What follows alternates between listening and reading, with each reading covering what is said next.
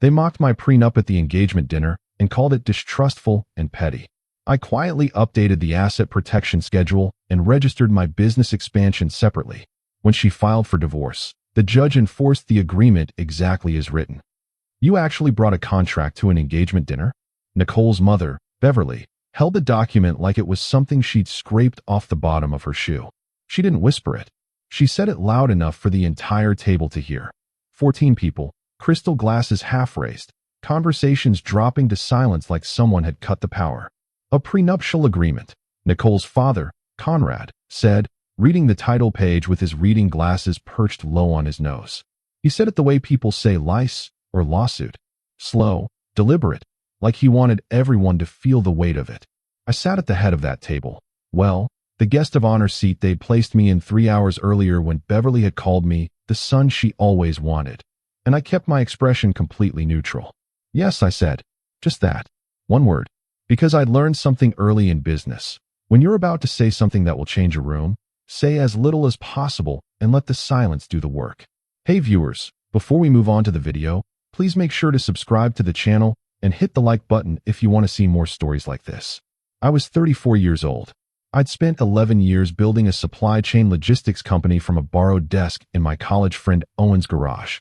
I was not a man who signed things he hadn't read. I was also not a man who handed over the keys to everything he'd built without at least having a conversation about it. Nicole and I had been together for 3 years. She worked in interior design, freelance, mostly, with some contract corporate staging work when the residential market slowed. She was talented. She was charming. She was beautiful in that specific way that makes you feel like the luckiest person in any room you walk into together. And I had loved her completely and genuinely, in the way that makes a man willing to share everything he has. But sharing and being legally exposed are two different things. I knew that. My attorney, Victor, had made sure I understood exactly where that line was. The prenup itself was not aggressive. I want to be clear about that, because the way Beverly described it that night, and every night after, you'd think I had handed Nicole a document that said, "You get nothing and you're lucky I'm feeding you." That was not what it said. What it said was this: assets acquired before the marriage remained individual property. The business, the company I had built, the contracts I had negotiated, the infrastructure I had financed, was mine. Any appreciation in the value of that business during the marriage would be evaluated and split equitably, with a formula we'd had a neutral financial analyst construct. Her income, her clients, her freelance projects, her design firm, hers entirely, with no claim for me. Jointly purchased property would be split down the middle. Savings accrued together would be divided proportionally based on contribution.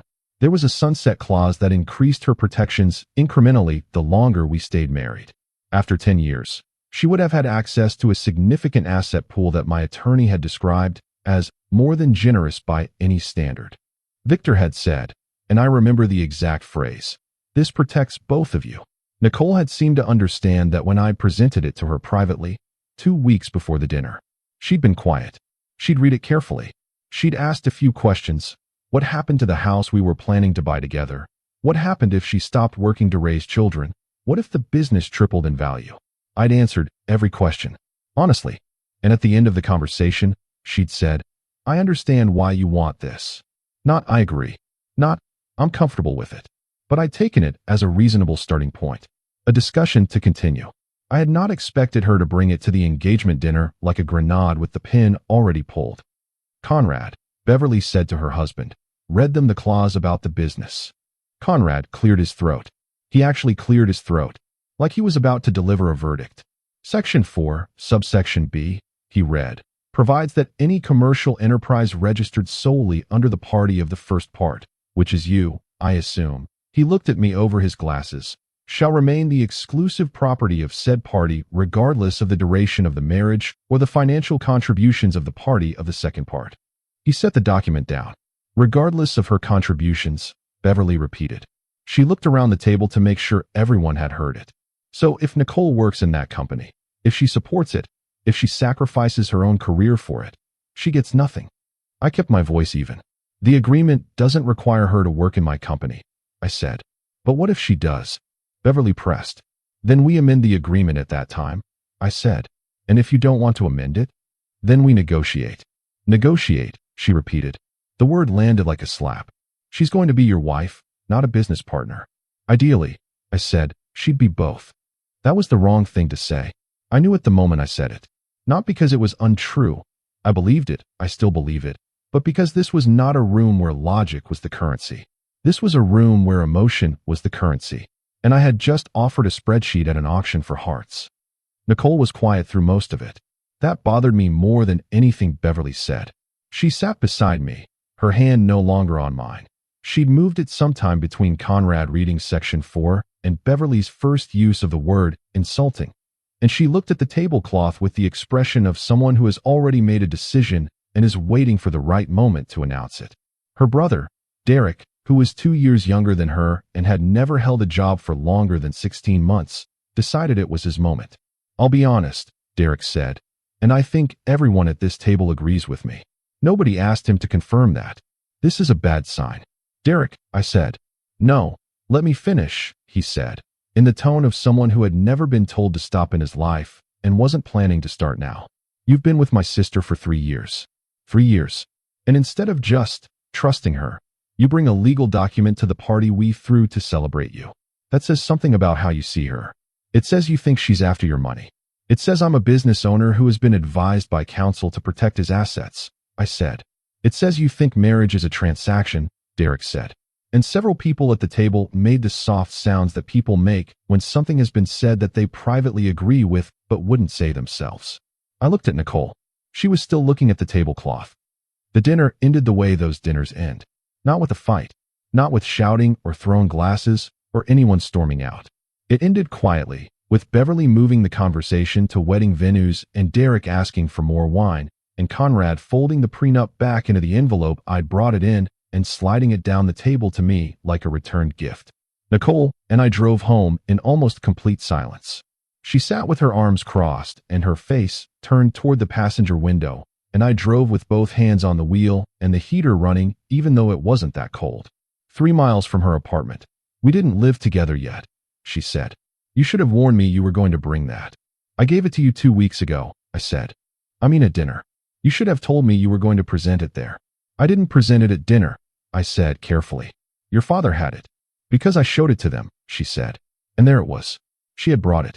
She had given it to her parents ahead of time, knowing exactly what would happen, and she had turned the engagement dinner into a tribunal because she'd calculated, correctly, that social pressure would accomplish what private conversation hadn't.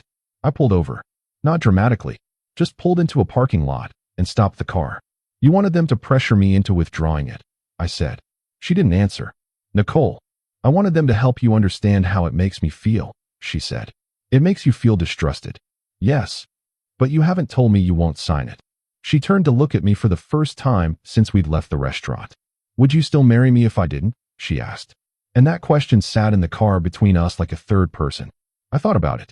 Really thought about it. The way you think about questions that don't have clean answers.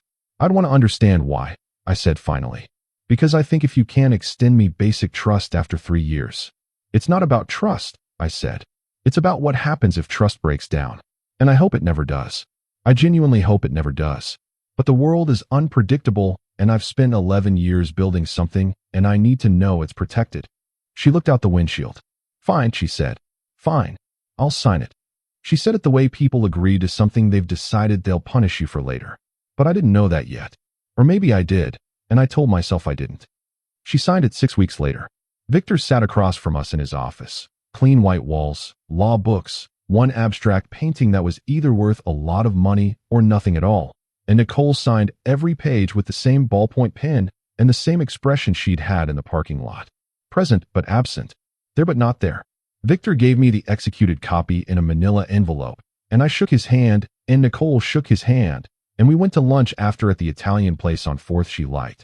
And she ordered the gnocchi and talked about the venue she'd looked at in Westfield, and the conversation was easy and warm, and I thought, we're past it.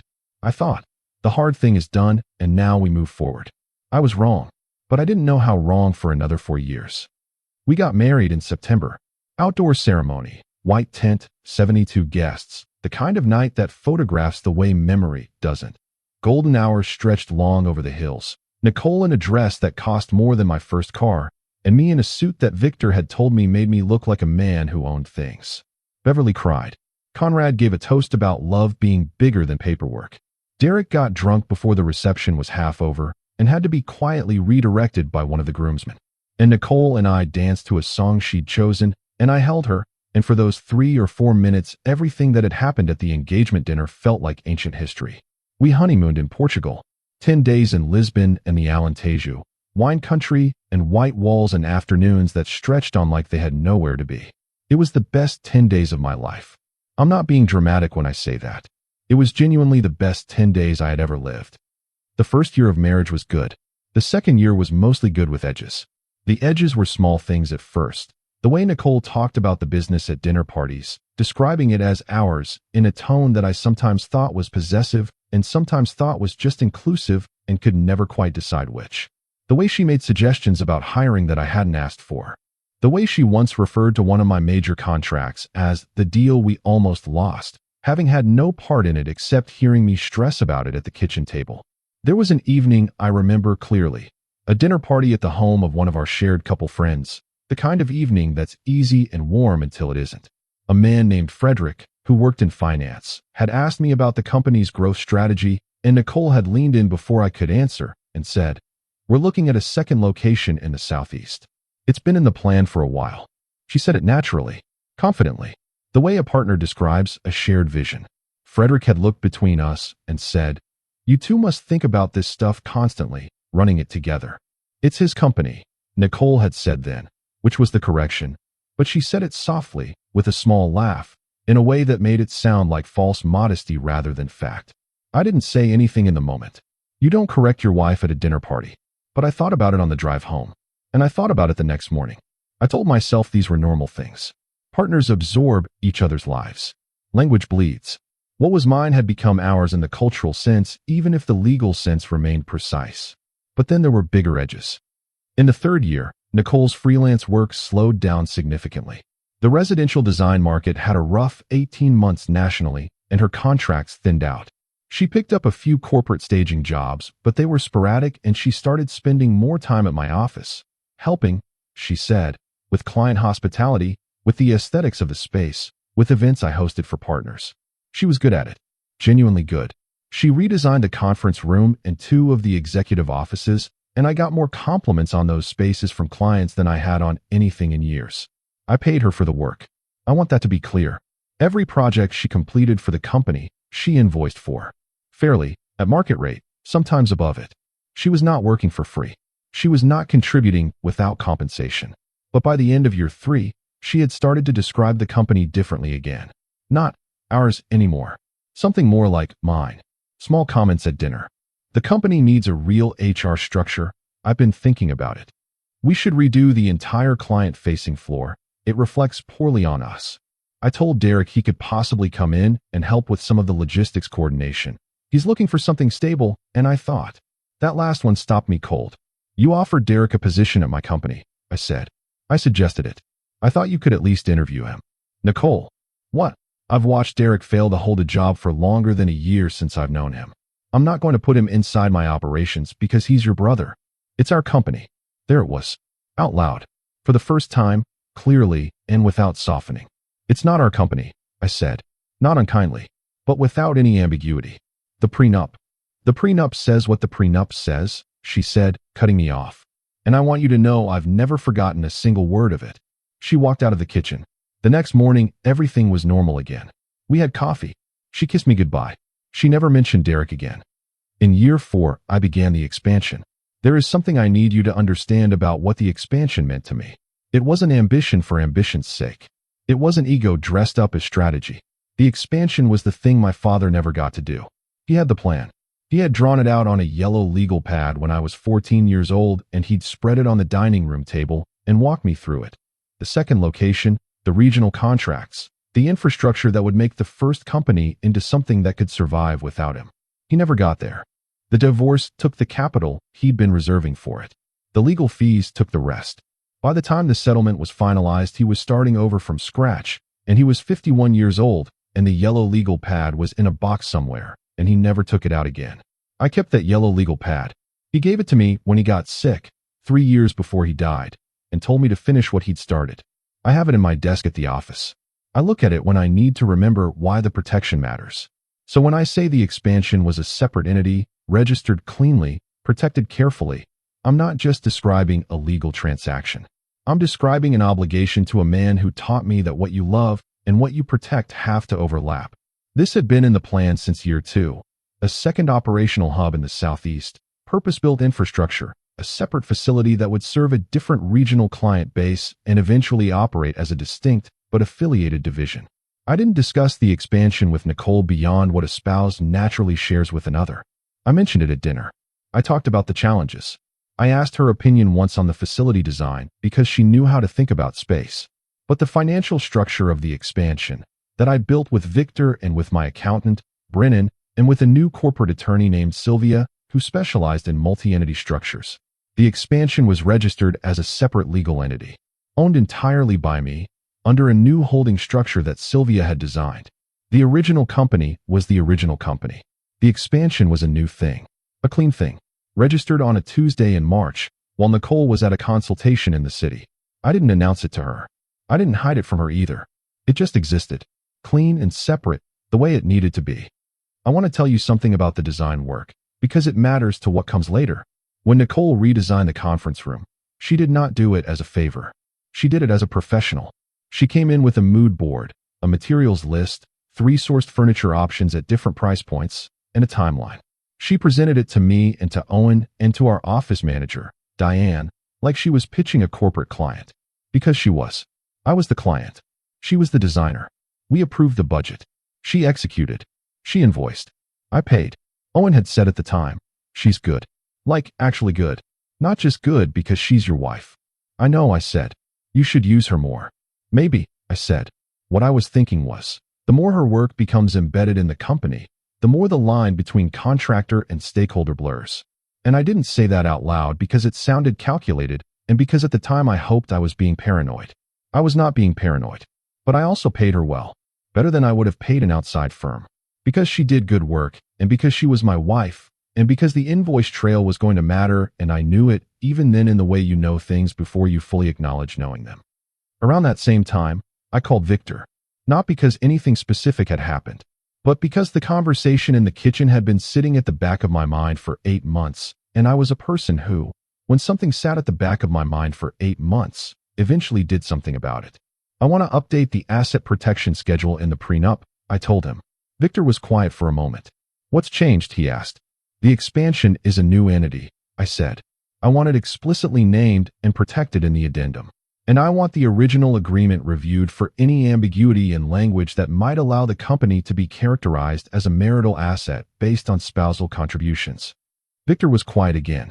He had been my attorney for 9 years. He knew how to read what I wasn't saying. "How are things at home?" he asked. "Fine," I said. "Do you want to tell me anything else?" "Not right now," I said. "Just do the review." He did the review. 3 weeks later, he sent me a 30-page document that tightened every clause that had any elasticity in it, added the expansion entity by name and registration number, clarified the definition of spousal contribution to require documented equity participation rather than incidental involvement, and added a new addendum that addressed the specific scenario of a spouse performing compensated work for a separately owned entity. It was a surgical document. Nicole signed nothing. She didn't need to. The original prenup had a clause, standard in agreements drafted by meticulous attorneys, that allowed for unilateral updates to the asset schedule as new assets were acquired, so long as those updates were filed with the court within 30 days and a copy was delivered to the other party. Victor filed it on a Thursday. He sent Nicole's copy to our home address by certified mail. She signed for it on a Saturday. I was in the kitchen when she walked in with the envelope. She looked at it. She looked at me. "What is this?" "An updated asset schedule," I said. "For the prenup."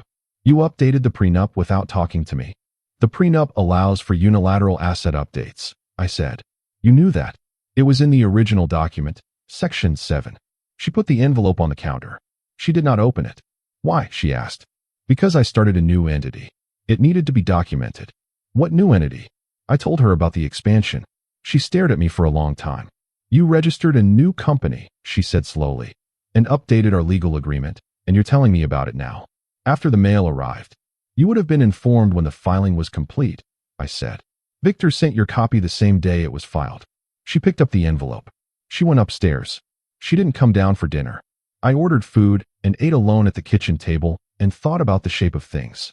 About how a man can do everything technically correctly and still feel the cold draft of an ending moving through the house. Year 4 finished quietly. Year 5 was where the ground started cracking. Nicole had started talking more frequently to Beverly.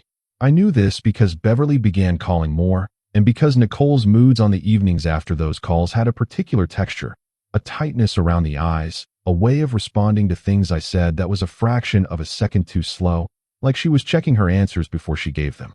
She also started spending more time with a friend from her design school days, a woman named Cassidy who had been married and divorced twice, and who Nicole described as the most self-aware person I know, which I had learned was how people described friends who had confirmed opinions they already held. I wasn't worried. That's not quite the right word. I was alert. There's a difference. A worried man paces and asks questions and creates the conflict he's afraid of. An alert man watches and waits and prepares quietly for what may or may not come. I was alert.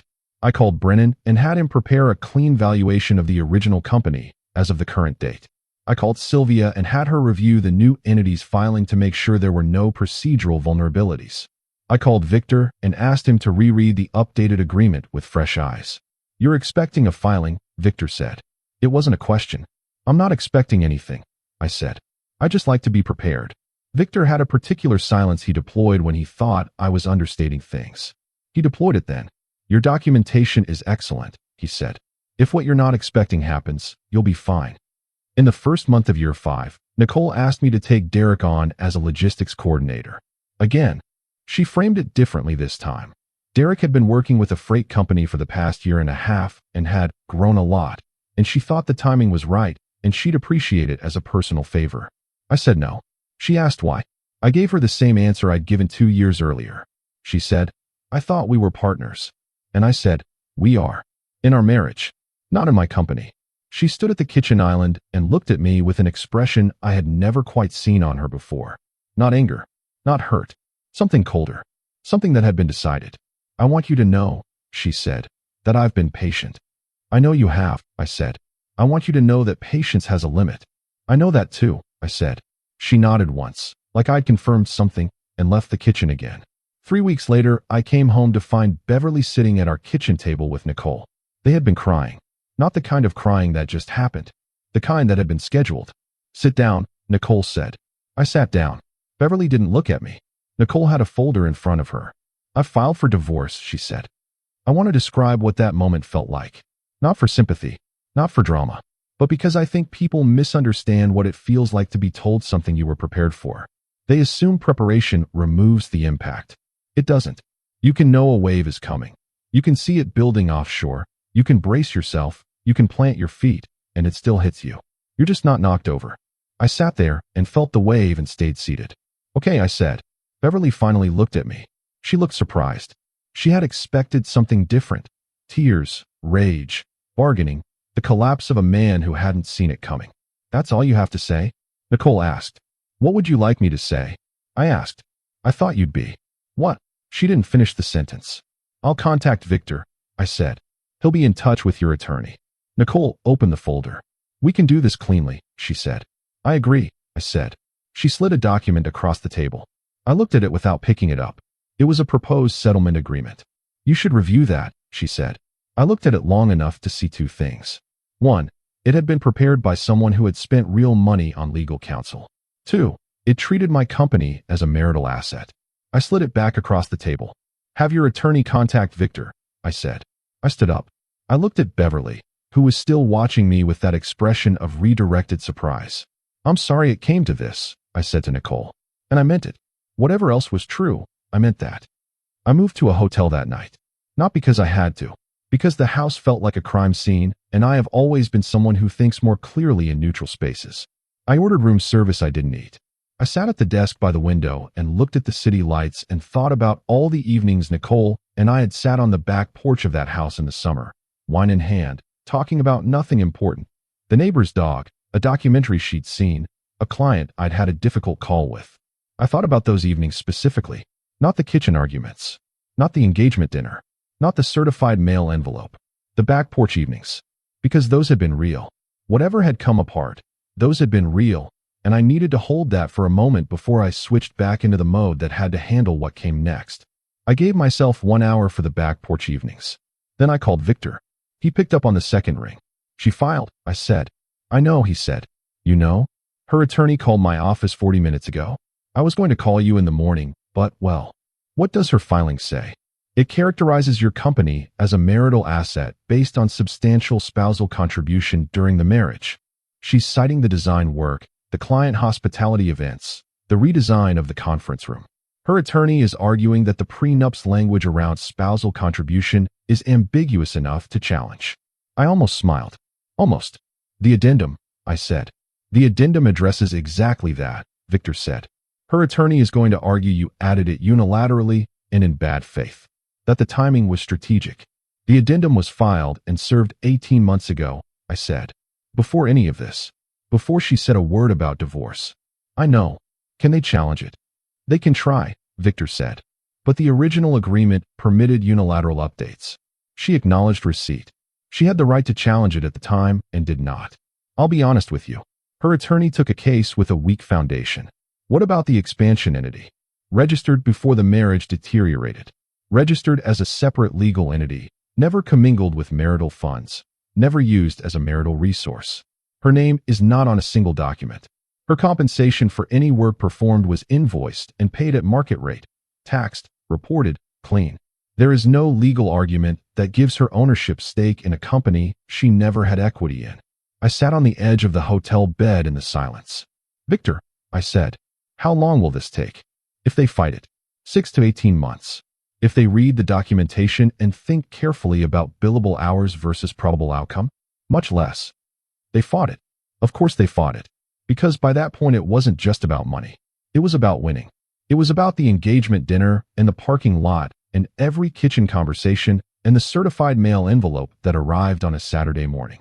It was about Derek and Cassidy and Beverly's toast at the wedding that I had rewatched on video 3 times trying to figure out whether it had always meant what it seemed to mean now.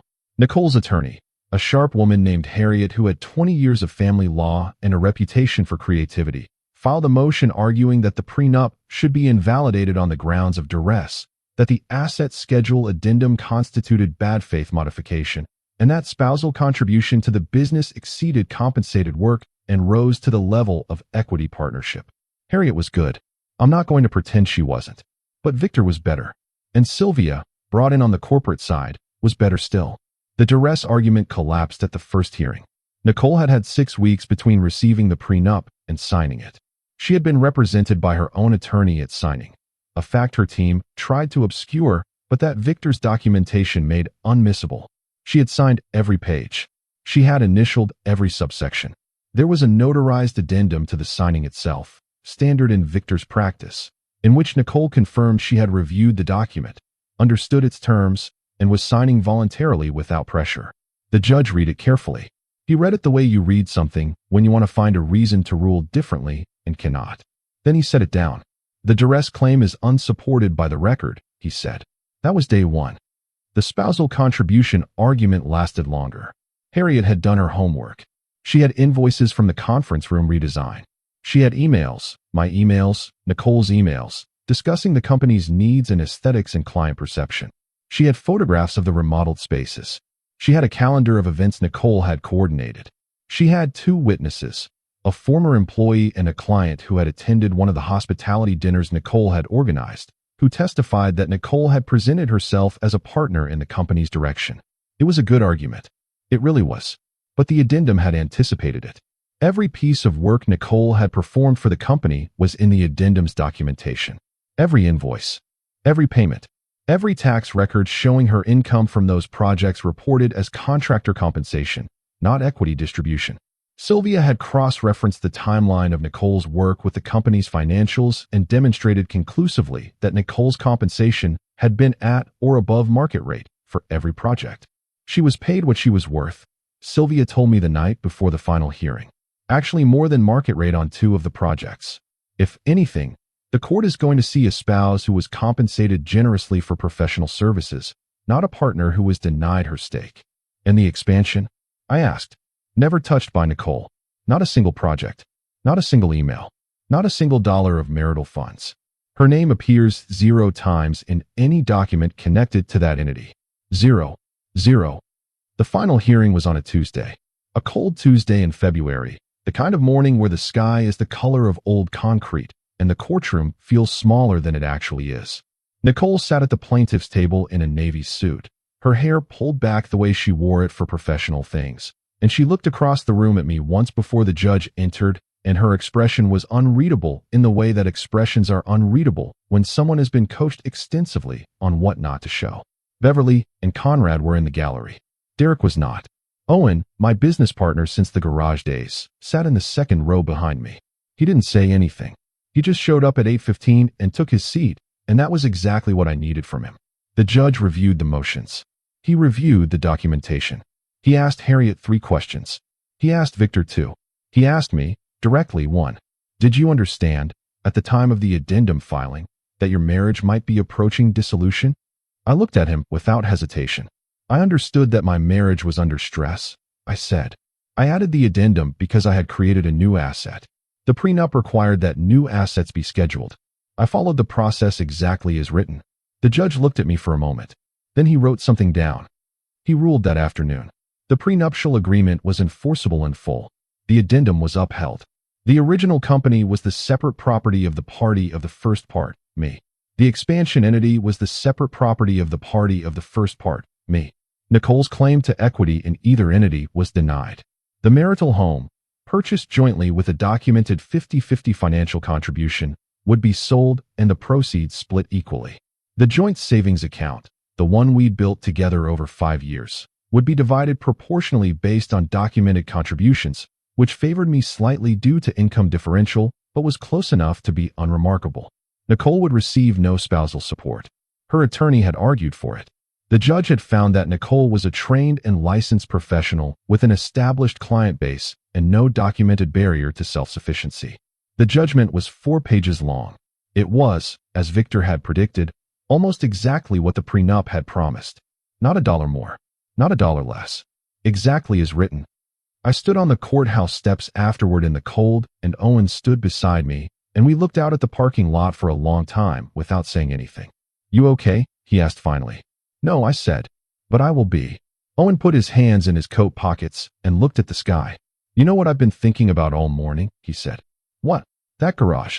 He meant the garage where we'd started the company. 11 years ago.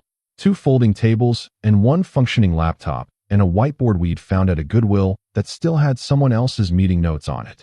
We thought we were so smart, I said. We were broke and delusional, he said. That's not the same as smart. It got us here. Yeah, he said. It got you here. And you're still standing. Same as then. He said it simply, without ceremony. Owen has never been a man who delivers moments. He just states facts in a tone that makes them feel like something larger. I nodded. We walked to the parking lot. He drove away. I sat in my car for a few minutes before starting the engine. And then I drove to the office. Because that's where I needed to be. That's always where I needed to be.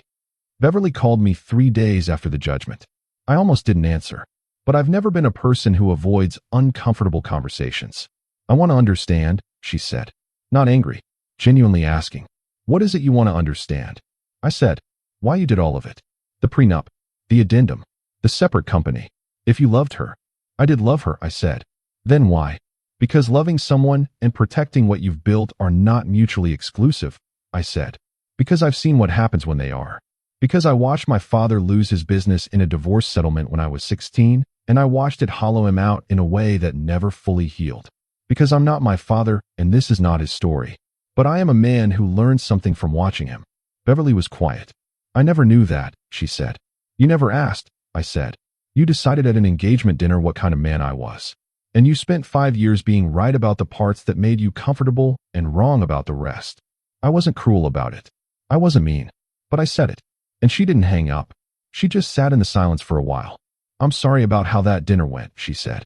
So am I said. And that was the last conversation I ever had with Beverly. I've thought a lot about what Nicole would say if she were telling this story. I've tried, honestly, to construct it. She would say that she entered a marriage where the terms were written before the wedding and enforced after it. She would say that every time she tried to build something alongside me, the legal architecture of our relationship reminded her where the walls were. She would say that the addendum felt like a trap door, like I'd known all along how it might end, and I'd been building the exit quietly while she was still trying to build a home. She would say that the engagement dinner wasn't an ambush. It was a woman trying to have a conversation in the only language her family understood. She would say she signed the prenup because she loved me and trusted that love to be bigger than the paperwork. She would say it turned out not to be. And I genuinely think, that all of those things are true. From where she was standing, they're true. The same way it's true that I protected what I'd built. The same way it's true that I paid her fairly. The same way it's true that I followed the agreement exactly as written. The same way it's true that we both made decisions that led us to a courthouse on a cold Tuesday in February. The company is doing well. The expansion has its first major contracts running. Owen and I had dinner last month, and he said, in that way Owen says things, flat and without decoration. You know the thing about you that drives me crazy? Tell me. I said, you were always 10 moves ahead. On the business stuff, on the legal stuff. You saw it coming from 5 years out, and you just quietly got ready. And you made it look like you were just doing paperwork. I was just doing paperwork, I said. Sure, he said. And he drank his beer. Philip, my therapist, once said something that I have thought about more than almost anything else anyone has said to me in my adult life. He said, the men who protect everything they love and the men who love everything they protect, those aren't two different men. They're the same man at different ages. I wrote it down on a notepad. I still have it somewhere.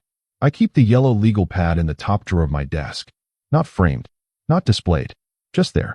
A piece of paper with faded ink and the handwriting of a man who planned something he never got to finish. I'm finishing it. Every contract, every expansion, every carefully drafted clause, every clean, enforceable line. That's what the yellow legal pad means to me. Not a monument, not a grudge, just work that was worth protecting. And now it is. There's a version of this story where I'm the villain. I know that. I'm not naive about it. The man who came to the engagement dinner with a legal document. The man who filed an addendum in the middle of a marriage without discussing it across a dinner table. The man who registered a company on a Tuesday while his wife was at a consultation in the city. I'm not going to tell you that man isn't in this story. He is. He was making calculated decisions at every turn, and he knew it. But here is what I'll also tell you. That man did not lie. He did not deceive. He did not hide a single document that Nicole didn't have full legal access to. He paid her for everything she contributed. He followed every process that the agreement set out. He answered every question in Victor's office on signing day. He went to therapy, alone, because Nicole declined to go together. And he sat in that room and asked himself honestly whether he had used the prenup as armor against intimacy or whether it had been a genuine, rational protection of something real. The therapist, a dry-humored man named Philip who charged too much and was worth every dollar, had said, both can be true. And I think both are true. I think I genuinely needed to protect the company. I think I also used the structure of the protection to keep something at arm's length that maybe should have been let closer. I think the engagement dinner created a wound that never healed because neither of us knew how to treat it. We just kept covering it with normal life until it became something else. I think Nicole wanted a husband who trusted her absolutely, and I wanted a wife who understood that trust and protection are not opposites. I think we were both right about what we wanted and wrong about each other. The house sold in April. Split clean, down the middle. I was at the closing for 20 minutes. Nicole was there with Cassidy. We signed the same documents at the same table with a notary watching, and afterward I held the door for her on the way out, and she said, thank you. And I said, of course, and that was it. 5 years. An engagement dinner. A parking lot conversation. An envelope signed for on a Saturday. A folder slid across a kitchen table. A courthouse in February. A house sold in April. A door held open. Thank you. Of course. I'm not going to tell you I have it all figured out now. I don't. I'm 39 years old, and I'm living in an apartment that has good light and not enough furniture, and I work long hours because I'm good at it, and because the company doesn't feel like a wound the way it did when it was contested. It feels like mine again. Mine in the specific, clean way that things feel when no one else is making a claim on them. That feeling is not triumph. It's not vindication. It's just mine. Just the thing I built, standing where I left it, ready to keep growing. I think about my father sometimes. About what it cost him. About the year after his divorce when he would sit at the kitchen table in the evenings and stare at something I couldn't see. He built something else eventually. A smaller thing, but his. And I think about whether the smaller thing hurt less because it was uncontested, or whether it hurt the same and he just got better at standing. He never answered that question for me directly. He was not a man who talked about his interior landscape. But once, when I was about 23 and just starting to build the company, he sat across from me at a diner and said, "Whatever you make, know what it is. Know who it belongs to. Not because people are bad, but because knowing protects the thing. And the thing is what's left when everything else gets complicated." I didn't fully understand it then. I understand it now. Someone will read this and think, "You should have just trusted her." Someone will read this and think, "She should have just signed the prenup without the theater." Someone will read this and think, "The engagement dinner was the moment that broke everything and nothing after it was real." Someone will read this and think, "The addendum was the real betrayal." I've thought all of those things myself, on different nights, in different combinations. The thing about clear-eyed decisions is they don't stop hurting. They just hurt in a way you can live with. The judge read 4 pages out loud in a cold courtroom in February, and every line of it was something I had put there intentionally, prepared for, structured carefully over years of quiet paperwork. And every line of it was also the end of something I had loved. Both of those things are true. Both of those things will stay true. The agreement was enforced exactly as written. And so was the marriage.